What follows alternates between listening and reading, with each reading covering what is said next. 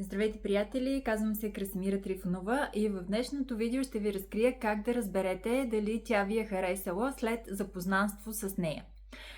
Много мъже се намират в следната ситуация, запознават се с дадена жена, успяват да разменят някакъв контакт, след което започва едно чакане и чудене дали тя ще се обади, дали ще им пише, дали ги е харесала, дали ще се случи нещо и така нататък.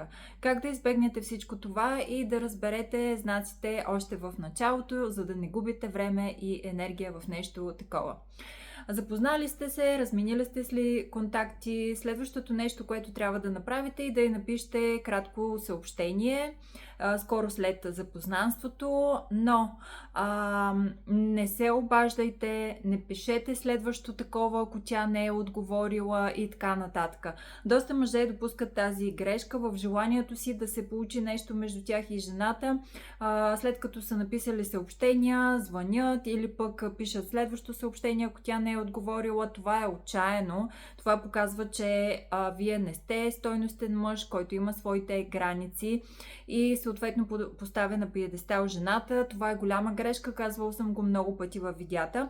Нещото, по което може да разберете дали тя ви харесва, е ако отговори скоро на това ваше съобщение, още на същия ден. Ако това нещо не се случи, ако не отговори на съобщението или пък отговори след много време, но все пак на същия ден можем да считаме, че тя ви харесва.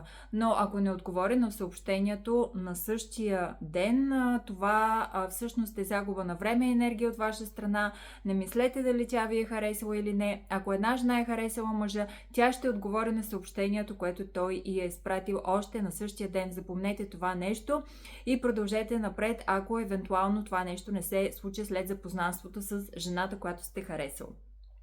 Надявам се да намирате това видео за полезно. Ако искате още такива видеа, последвайте ме на официалната ми Facebook страница Красимира Трифонова Коуч. Ако искате да имате успешна комуникация с жените, да се запознавате уверено и с лекота с тях, където и да се намирате на улицата, в заведения, в парка и така нататък, можем да работим индивидуално и да видим кои са грешките и моделите, които повтаряте и които всъщност ви пречат да имате успешен личен живот. Запазете своето място, като ми пишете на Messenger. В момента консултациите имат и голямо намаление. Възползвайте се и запазете своето място.